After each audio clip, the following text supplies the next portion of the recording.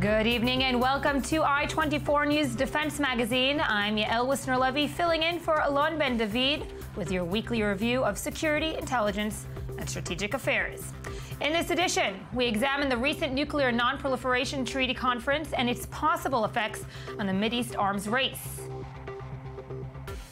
We'll discuss the evolution of ISIS and how its spread impacts its power. And finally, we'll take a behind-the-scenes look at one of the startup nation's most dynamic companies and its cutting-edge facial recognition technology. Let's begin.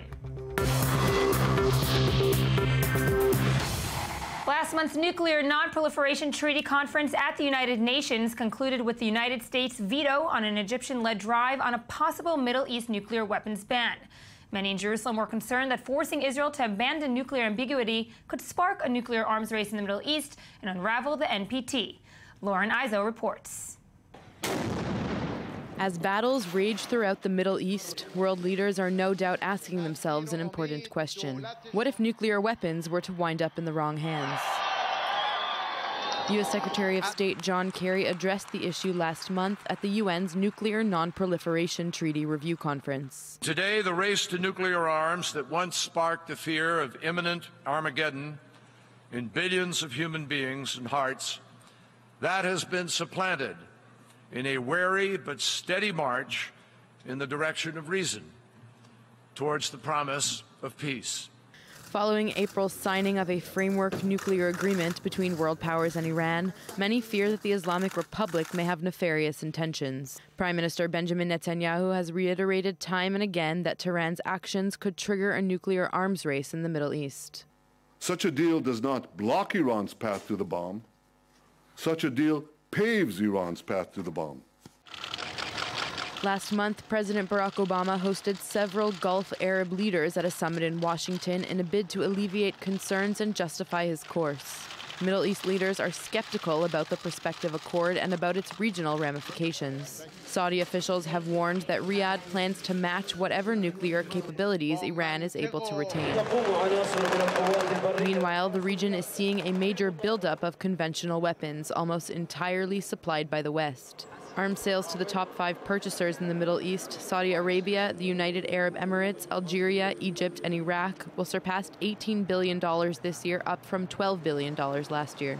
While countries are racing to expand their arsenals, the region's shaky future likely depends on whether or not Iran keeps its end of the bargain. Joining me now in studio is Dr. Emily Landau, a senior research fellow and the head of the Arms Control and Regional Security Program at the INSS. Thank you, Dr. Landau, for joining us. My pleasure. So what was behind Egypt's intent on driving their initiative, and was it correct for Jerusalem to be very concerned? I think so. This is a very long process that we've been in with regard to the NPT review conferences. It goes back to 1995 when the Egyptians were first able to get a resolution agreed upon that included this idea of creating a weapons of mass destruction free zone in the Middle East. It's really a long-term agenda for Egypt, this pressure on Israel in the nuclear realm. I mean, they talk about a weapons of mass destruction free zone, but clearly this is focused first and foremost on Israel. There's a demand there for Israel to join the NPT. For a long time, nothing really happened with this. In 2010, there was finally movement. It dovetailed with Obama and his disarmament agenda. The Egyptians were able to get this back on the agenda with a provision that said that there should be a conference on this topic by the end of 2012. Short story is that did not happen, but it still remained on the agenda. Over the past year, there were 5 informal meetings that were held to try to work out an agenda for this conference, with Israel participating at a high level, official level. where Israel aired its concerns and said that we actually need a regional process that doesn't only talk about weapons of mass destruction, but that talks about a whole host of regional security issues that are of concern not only to Israel, but to many states in the region. These talks did not, reach an agreement as far as the agenda, and the process ended about 6 months ago. And in the lead up to the NPT review conference, it was clear that this would be revisited. No one knew exactly how the Egyptians would react this time, but Israel's hope was that it would be given some credit for participating with this process, even with all of the difficulties that this poses for Israel, not a member of the NPT, making decisions in a place where Israel's not even present. Instead, Egypt came with a very hardline proposal that would have caused real problems. No recognition of the progress that was made, no recognition of Israel, working together, trying to conduct direct dialogue, all the things that we need in the Middle East. Thankfully, it was a long story over the 4 weeks of the NPT review conference, lots of hard negotiating. At the end of the day, the United States objected to the proposed resolution. Britain and Canada joined, and thus Egypt actually overplayed its hand. If it had been slightly less harsh, they might have passed a resolution that would have caused real problems for Israel. So the next NPT review conference is in 2010, and of course 2020. And of course, Jerusalem will be having to getting prepared for that in light of the political implications that we've seen also in this past conference, and of course the relationship with the United States, which is many will say is on its shaky last feet, and of course in light of a possible Iran deal. Well, right. Well, first of all, the end result of the RevCon was good news for U.S.-Israeli relations, because the United States did block this, and of course Netanyahu thanked Secretary of State Kerry for this support, this important support. If it had gone the other way, I think this would have been, we would have entered some kind of crisis mode with the United States, especially after what happened in 2010. So it's good news for U.S.-Israeli relations. Now, in parallel, of course, we have this whole negotiation with Iran. Iran is the state that is actually raising concerns with regard to the nuclear issue. In other words, Egypt focuses on Israel in the NPT review conference, but we all know that Egypt is not really threatened by Israel in the nuclear realm with whatever it assumes that Israel has. The real threat is Iran, and states in the region are reacting to that, including Egypt. But first and foremost, the Gulf states, what we heard, Saudi Arabia has already made claims that it will gain whatever capabilities Iran does. And therefore, if there is a development that will spark nuclear proliferation, dangerous nuclear proliferation in this region, it will be because of the Iran case and certainly not because of Israel. Dr. Emily Landau, thank you for joining us. You're welcome. A breakthrough Israeli startup is taking facial recognition technology to the next level. And with high-profile Israeli investors, the new technology is already making waves around the world. I-24 News reporters Maxime Perez and Ayman Siksak have more. Known as IMID. A revolution called FCT Biometrics. As its name suggests, this Israeli startup facilitates the recognition of a person through their physical characteristics or their body movement. For this company, founded in 2007, the future does not belong to fingerprints, but rather to facial recognition, as shown by this biometric camera. This market has no limits because everywhere where you have to identify a person, it's a potential for the market. Starting from access control, you have to identify people that are going into an office, that are going into enterprises. An attractive and profitable market indeed. The startup is already successful on the American continent and has seduced the GMF investing fund.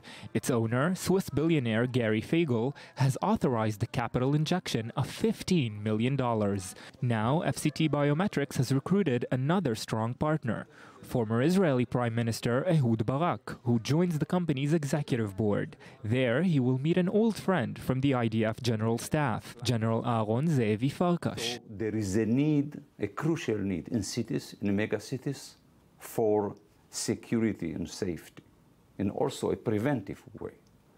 So now, a merge between security needed to prevent terror and security needed to prevent crime. For me, it's the same market. And for Zeevi Falkash, this challenge will pop up in the future. By 2045, 6.5 billion people will live in cities. Therefore, the security world will have to adapt to this reality. We don't want to slow the speed of the life in 21st century. People are going to work, and suddenly 20,000 people have to enter in a building. This can be done by in-motion identification. FCT Biometrics is Israeli technology like no other in the world, and it may become soon a reference for many companies and institutions. The Islamic State, or Daesh, has spread across Syria and Iraq, but beyond its territorial expansion, the group is raking in hundreds of millions of dollars, much from extortion and taxation, and in money stolen from banks in the region. This fundraising strategy helps to sustain the group financially so that it can continue its rampage across the Middle East. Lauren Izzo has more. ISIS, ISIL, IS, the Islamic State. Just a few years ago, most people had never heard of it.